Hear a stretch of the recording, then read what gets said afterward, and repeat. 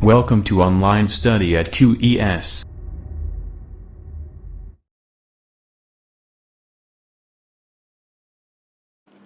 Hello guys, welcome to QS technical academy और आप देख रहे हैं ऑनलाइन स्टडी एट क्यूएस। तो गाइस, जैसा कि मैं वर्कशॉप टूल्स के लिए ALP CBT 2 के लिए जो मैं वर्कशॉप टूल्स का पहला वीडियो लेके आया था, उसी तरह आपने कहा था और क्वेश्चन होने चाहिए, तो मैं एक और वीडियो लेके आया हूं जिसमें मैं बहुत ही महत्वपूर्ण क्वेश्चन वर्कशॉप टूल्स के डिस्कस करूंगा जिनकी एग्जाम में आने की बहुत ज़्यादा संभावना है। और ये क्वेश्चन हिंदी और इंग्लिश दोनों में होंगे गाइज, तो आपको इससे संबंधित कोई भी प्रॉब्लम नहीं होगी। ठीक है, चलिए।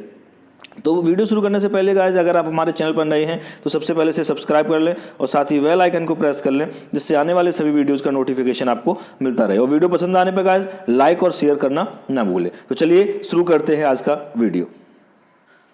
तो पहला क्वेश्चन देखिए गाइज, पहला क्वेश्चन है गाइज, वर्कशॉप गेज की परिशुद्धता निम्न में से क्या होगी? What is the accuracy of workshop gauge? Workshop gauge की एक्यूरेसी पूछी है कि कितनी होती है, तो आपको बहुत आंसर का वर्कशॉप में जो गेज यूज किए जाते हैं उसकी जो एक्यूरेसी होती है वो 0.01 मिलीमीटर यानी 0.01 mm होती है। तो आपका दूसरा आंसर सही हो जाएगा। चलिए आगे बढ़ते हैं। अगला क्वेश्चन देखिए गाइज, अगला क्वेश्चन है, इंस्पेक्शन गेज की परिशुद्धता होती है। Accuracy of inspection gauge is. अब इंस्पेक्शन गेज की शुद्धता पूछी है, तो इंस्पेक्शन गेज की शुद्धता कितनी होती है? 0.001 mm। कितनी होती है? 0.001 mm। तो तीसरा आंसर शुरू हो जाएगा।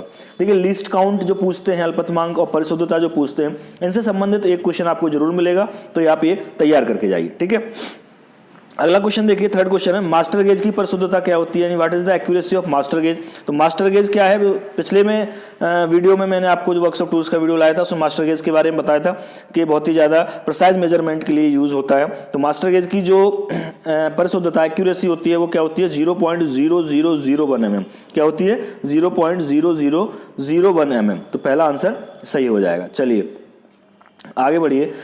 अगला क्वेश्चन है, निम्न में से किस गेज का प्रयोग छोटे छोटे सुरागों का साइज चेक करने के लिए किया जाता है? Which of the following gauge is use to check the size of small holes? यानी स्मॉल होल्स हैं, उनका साइज चेक करना है, तो किस गेज द्वारा किया जाएगा? जैसा कि इसका नाम है, स्मॉल होल गेज द्वारा किया जाएगा। किसके द्वारा? स्मॉल गेज होल द्वारा किया जाएगा। तो तीसरा आंसर आपका सही हो जाएगा। ठीक है, चलिए आगे बढ़ते हैं। अगला क्वेश्चन देखिए, थिकनेस या क्लियरेंस गेज किस गेज को कहा जाता है?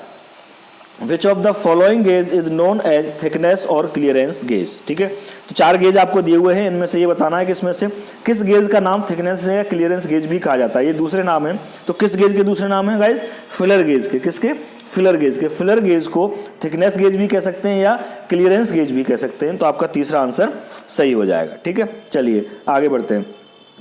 अगला क्वेश्चन देखिए, कंट्रोल गेज किसे कहते हैं? Control gauge is known as. चार ऑप्शन दिए हुए हैं। कंट्रोल गेज किसको बोलते हैं? मास्टर गेज को ही कंट्रोल गेज बोला जाता है। दूसरा नाम है इसका, दूसरा नाम पूछ रहा है, जैसे कि पहले क्वेश्चन में पूछा था। ठीक है, तो मास्टर गेज को ही कंट्रोल गेज बोला जाता है। तो पहला आंसर आपका सही हो जाएगा। चलिए आगे बढ़िए। अगला क्वेश्चन है guys,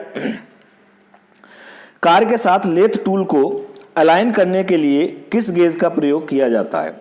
which gauge is use to align lathe tool with work piece? ठीक है, वर्क पीस लेथ पर, जैसे लेथ का पहला लेक्चर मैंने आपको पढ़ाया था, उसमें आपको बताया था कि लेथ के साथ जो वर्क पीस हम लगाते हैं तो हम ये देखते हैं कि वो अलाइनमेंट में है कि नहीं। तो अलाइनमेंट चेक करने के लिए किस टूल का यूज किया जाता है? चार ऑप्शन आपको दे रखे हैं, try square, centre gauge, thread gauge और स्ट्रेट गेज। ठीक है, तो अलाइनमेंट चेक करना है किसके द्वारा? अलाइनमेंट का मतलब क्या है? देखिए, याद करने का सबसे अच्छा तरीका, अलाइनमेंट मतलब वर्क पीस बिल्कुल सेंटर में है कि नहीं, और सेंटर में है कि नहीं ये चेक करने के लिए कौन सा यूज करेंगे? सेंटर गेज यूज करेंगे। तो बी आंसर आपका सही हो जाएगा। ठीक है, चलिए आगे बढ़ते हैं। अगला क्वेश्चन है, स्लिप गेजों की हार्डनेस होनी चाहिए। Hardness of slip gauges should be, यानी स्लिप गेज जो होते हैं उनकी हार्डनेस कितनी होनी चाहिए, ये आपसे पूछा है। तो हमेशा याद रखना, स्लिप गेज जो होते हैं उनके जो स्लिप गेज में जो गेजेस लगे रहते हैं, इन सबकी जो हार्डनेस हो वो 63 HRC से अधिक होनी चाहिए। कितनी? 63 HRC से अधिक होनी चाहिए। More than 63 HRC। HRC क्या है? हार्डनेस को मेजर करने की एक यूनिट है, जो मैंने पिछले वर्कशॉप टूल्स के लेक्चर में आपको बताई थी। ठीक है, चलिए आगे बढ़ते हैं। अगला क्वेश्चन है, किस गेज का प्रयोग अंदरूनी बड़े व्यासों को चेक करने के लिए किया जाता है? Which gauge is use for check large internal diameters, यानी जो बड़े बड़े डायमीटर्स के होल हैं और उनके इंटरनल डायमीटर हमें चेक करना है, तो किसके द्वारा यूज किया जाए, किसके द्वारा चेक किया जाएगा गाइस, तो इसको हम चेक करते हैं टेलीस्कोपिक गेज द्वारा। किसके द्वारा, टेलीस्कोपिक गेज द्वारा। तो आपका जो है दूसरा आंसर टेलीस्कोपिक गेज सही हो जाएगा। चलिए आगे बढ़िए। अगला क्वेश्चन है रेफरेंस गेज की परिशुद्धता कितनी होती है। जैसे मैंने अभी बताया था कि परिशुद्धता और लीस्ट काउंट के सारे क्वेश्चन आप देख के जाएं, इनमें से क्वेश्चन आपको जरूर मिलेगा। तो रेफरेंस गेज की लीस्ट काउंट वो परिशुद्धता पूछी, यानी एक्यूरेसी ऑफ रेफरेंस गेज। तो रेफरेंस गेज की जो एक्यूरेसी होती है वो 0.0001 mm होती है। चौथा आंसर इसका सही हो जाएगा। ठीक है, चलिए आगे बढ़ते हैं। अगला क्वेश्चन है डेप्थ माइक्रोमीटर का लीस्ट काउंट निम्न में से कितना होगा। ठीक है, डेप्थ माइक्रोमीटर का लीस्ट काउंट यानी अल्पतमांक कितना होगा। The least count of depth micrometer is, तो डेप्थ माइक्रोमीटर का लीस्ट काउंट पूछा है, तो बहुत सिंपल है, कितना होता है 0.01 mm होता है डेप्थ माइक्रोमीटर का। देखिए बहुत सारे माइक्रोमीटर होते हैं, बहुत सारे कैलिपर होते हैं, तो ये आप कंफ्यूज ना हो, अच्छे से याद करके जाएं कि किसका लीस्ट काउंट कितना होता है। ठीक है, तो जो आपका डेप्थ माइक्रोमीटर है इसका लीस्ट काउंट 0.01 mm होता है। चलिए आगे बढ़ते हैं। अगला क्वेश्चन है बाहरी मापों के लिए किस माइक्रोमीटर का प्रयोग किया जाता है। Which micrometer is used for external measurement, यानी जो एक्सटर्नल बाहरी सतह का जो मेजरमेंट है वो किस माइक्रोमीटर द्वारा किया जाता है। तो जैसे कि इसमें बाहरी मतलब आउटसाइड, तो आपका सिंपल सा आंसर हो जाएगा आउटसाइड माइक्रोमीटर द्वारा। तो बाहरी सतहों यानी एक्सटर्नल जो मेजरमेंट है वो किसके द्वारा किया जाएगा, आउटसाइड माइक्रोमीटर के द्वारा किया जाएगा। ठीक है, चलिए आगे बढ़ते हैं। अगला क्वेश्चन है किसी माइक्रोमीटर की प्रारंभिक रीडिंग क्या कहलाती है। The primary reading of micrometer is known as, देखिए प्राइमरी यानी जहां से स्टार्ट करता है रीड करना, तो जहां से स्टार्ट करेगा वो इनिशियल स्टेज है, तो वो शून्य होगी। क्या होगी, शून्य होगी। तो 0 रीडिंग आपका सही आंसर हो जाएगा। यानी माइक्रोमीटर की जो प्राइमरी रीडिंग है, प्राइमरी रीडिंग का मतलब है जहां से वो मेजर करना स्टार्ट कर रहा है, तो वो आपकी इनिशियल स्टेज जहां से वो शुरू करता है उसको हमेशा 0 रीडिंग बोलते हैं। क्या बोलते हैं, 0 रीडिंग बोलते हैं। तो तीसरा आंसर आपका सही हो जाएगा। ठीक है, चलिए आगे बढ़ते हैं। अगला क्वेश्चन है शुद्धता अधिक होती है, मैक्सिमम एक्यूरेसी इज इन, किसमें मैक्सिमम, 4 आपको ऑप्शन दिए हुए हैं, जिन चारों में से आपको ये बतानी है कि ज्यादा से ज्यादा एक्यूरेसी किस में होती है। मैग्नीफाइंग कैलिपर में होती है, डिजिटल कैलिपर में होती है, डायल कैलिपर में होती है, या इनमें से कोई नहीं। ठीक है, तो सबसे ज्यादा जो शुद्धता एक्यूरेसी होती है वो गाइस किसमें होती है, डिजिटल कैलिपर में होती है। किसमें, डिजिटल कैलिपर में होती है। तो आपका दूसरा आंसर सही हो जाएगा। चलिए अगला क्वेश्चन देखते हैं। अगला क्वेश्चन है अधिक से अधिक आउटसाइड माइक्रोमीटर द्वारा कितनी दूरी नापी जा सकती है। The maximum distance measured by the outside micrometer. बहुत सिंपल सा क्वेश्चन है, उसने ये पूछा है कि आउटसाइड माइक्रोमीटर द्वारा आप मैक्सिमम कितनी डिस्टेंस नाप सकते हो। तो जो मैक्सिमम कैपेसिटी होती है आउटसाइड माइक्रोमीटर की होती है 100 mm। कितनी होती है, 100 mm। तो आपका पहला आंसर सही हो जाएगा। ठीक है, चलिए आगे बढ़ते हैं। अगला क्वेश्चन है साइन बार का अर्थ कार्य है। The work of sine bar, जो साइन बार टूल है इसको यूज किया जाता है, किसके लिए यूज किया जाता है। ठीक है, तो देखिए बेसिकली जो साइन बार होता है उसको हम यूज करते हैं कि जो फ्लैटनेस है, समतलता है किसी सरफेस की, उसको नापने के लिए कि समतलता है या नहीं है या कितनी है। ठीक है, तो देखिए अगर समतलता नहीं है तो वो क्या होगा, टेपर होगा, तिरछा होगा। तो अगर समतलता नहीं है तो हमें यह पता चल जाएगा तिरछा है। तो जैसे कि 4 ऑप्शन दे रखे हैं आपको, समतलता नापना, मेजरमेंट ऑफ फ्लैटनेस, दूसरा टेपर ज्ञात करने में मेजरमेंट ऑफ टेपर, तीसरा ऑप्शन है ए और बी दोनों, और चौथा है इनमें से कोई नहीं। तो देखिए समतलता नापने के लिए जो जनरली साइन बार का यूज किया जाता है, तो अगर आप समतलता नापोगे तो अगर समतल नहीं है तो तिरछा होगा, और तिरछा होगा तो वो भी हमें पता चल जाएगा। ठीक है, इसका मतलब समतलता भी नाप सकते हैं और टेपर भी नाप सकते हैं, तो ये दोनों ही नाप सकते हैं। तो आंसर कौन सा हो जाएगा, सी, ए और बी दोनों। ठीक है, चलिए आगे बढ़ते हैं। अगला क्वेश्चन है 80 से 90 मिलीमीटर वाले आउटसाइड माइक्रोमीटर की शून्य रीडिंग क्या है। शून्य रीडिंग यानी outside micrometer with 80 to 90 mm has the 0 reading. मैंने आपको बताया था किसी भी माइक्रोमीटर की जो प्राइमरी रीडिंग होती है उसी को हम क्या बोलते हैं, 0 रीडिंग बोलते हैं, सबसे इनिशियल होती है। अब देखिए 80 से 90 की बात करें तो प्राइमरी सबसे क्या स्टार्ट कहां से हो रहा है, 80 से, तो 80 प्राइमरी रीडिंग हो गई, और प्राइमरी रीडिंग को 0 रीडिंग बोलते हैं। 0 रीडिंग ये पूछ रहा है, तो 0 रीडिंग क्या हो जाएगी, 80 mm। चौथा आंसर आपका सही हो जाएगा। ठीक है, चलिए आगे बढ़ते हैं। अगला क्वेश्चन है गाइस, मीट्रिक आउटसाइड माइक्रोमीटर में चूड़ीदार स्पिंडल पर थ्रेड की पिच का मान कितना होता है। एक मीट्रिक आउटसाइड माइक्रोमीटर है, उसमें जो स्पिंडल लगा होता है वो चूड़ीदार होता है, थ्रेडेड होता है, उस थ्रेड की पिच का मान पूछ रहा है।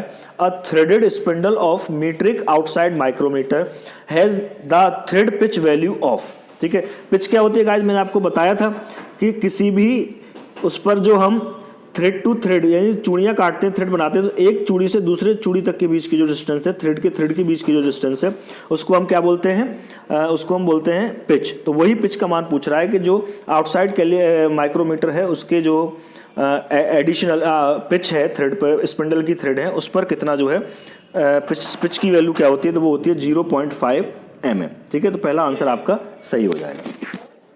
चलिए तो आगे बढ़ते हैं। अगला क्वेश्चन है, निम्न में से वर्नियर कैलिपर की न्यूनतम माप क्या है। The least count of vernier caliper. Vernier caliper का अल्पतमांक पूछा है, न्यूनतम माप मतलब अल्पतमांक है, अल्पतमांक पूछा है। बहुत आसान सा क्वेश्चन है, सबको पता होता है, सबने पढ़ा है। और वर्नियर कैलिपर का जो अल्पतमांक होता है वो क्या होता है, 0.02 mm। ठीक है, कितना होता है, 0.02 mm। चलिए आगे बढ़ते हैं।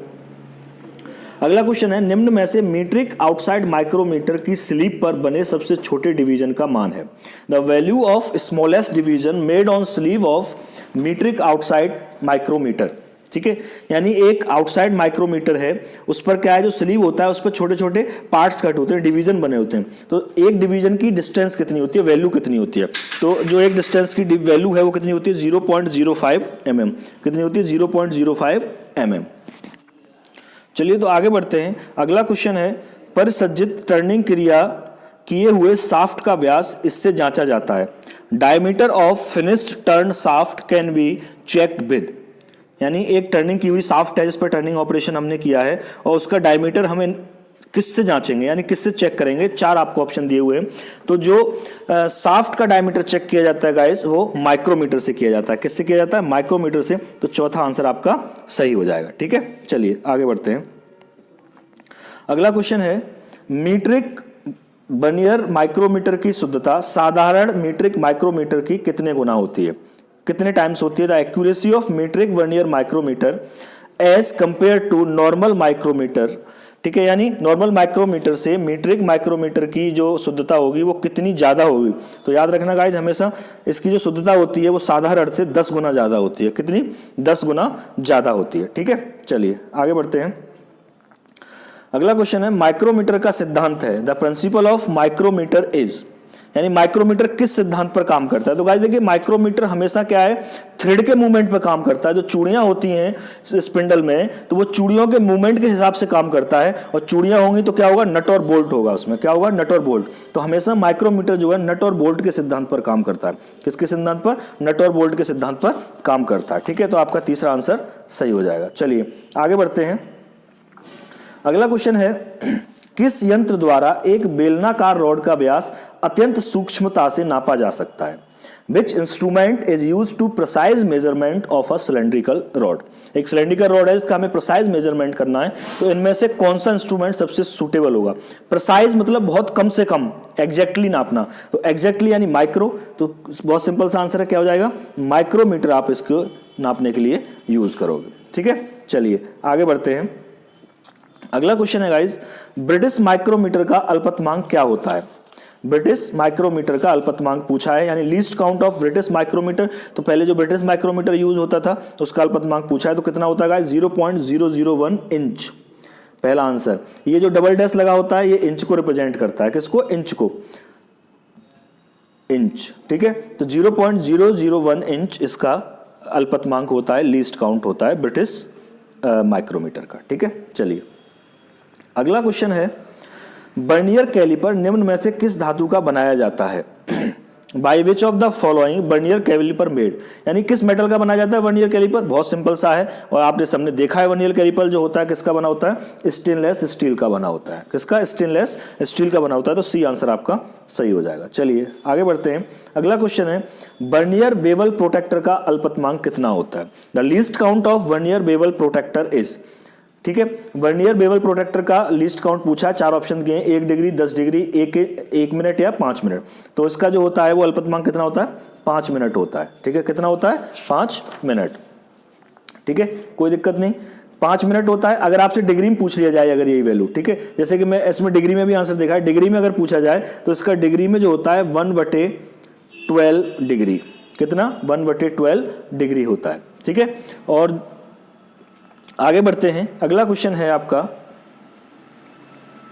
निम्नलिखित में से कौन सा एक प्रत्यक्ष मापन उपकरण है? Which of the following is a direct measuring instrument? ठीक है, 4 ऑप्शन आपको दिए हुए हैं, वर्नियर कैलिपर, साइन बार, ऑडिंग कैलिपर और टेलीस्कोपिक। डायरेक्ट मेजरिंग इंस्ट्रूमेंट मतलब सीधे सीधे वैल्यू निकाल के देना। ठीक है, कोई कैलकुलेशन नहीं करनी, सीधे सीधे वैल्यू निकाल के देनी है। तो जो आपका डायरेक्ट मेजरिंग इंस्ट्रूमेंट है वो क्या हो जाएगा आपका गाइज? Vernier caliper. क्या हो जाएगा? Vernier caliper. ए आंसर आपका सही हो जाएगा। ठीक है, चलिए आगे बढ़ते हैं। अगला क्वेश्चन है, वर्नियर माइक्रोमीटर का मीट्रिक का अल्पतमांक कितना होता है? The least count of metric vernier micrometer. Metric vernier micrometer का अल्पतमांक पूछा है तो ये याद कर लो 0.001 mm होता है। कितना? 0.001 mm होता है। और जैसा कि मैंने आपको अभी बताया था कि जो है अल्पतमांक और परिशुद्धता, एक्यूरेसी से संबंधित बहुत सारे क्वेश्चन पूछे जाएंगे, सबके अलग अलग होते हैं, कंफ्यूजन नहीं होना, अच्छे से याद करके जाना है। ठीक है, चलिए आगे बढ़ते हैं। अगला क्वेश्चन है, एक यार्ड में कितने इंच होते हैं? कन्वर्जन पूछा सीधा था तो आपको पता है ये इंच में, यार्ड को इंच में कन्वर्ट करोगे तो एक यार्ड में कितने इंच होते हैं? 36 इंच होते हैं। ठीक है गाइस, तो आज के लिए इतना ही। अगले लेक्चर में फिर मैं कुछ इंपॉर्टेंट क्वेश्चन लेके आऊंगा। ठीक है, अगर आपको हमारा वीडियो पसंद आया हो तो इसे लाइक जरूर करें और दोस्तों के साथ शेयर करना ना भूलें। ठीक है, मिलता हूं अगले लेक्चर में, तब तक के लिए नमस्कार।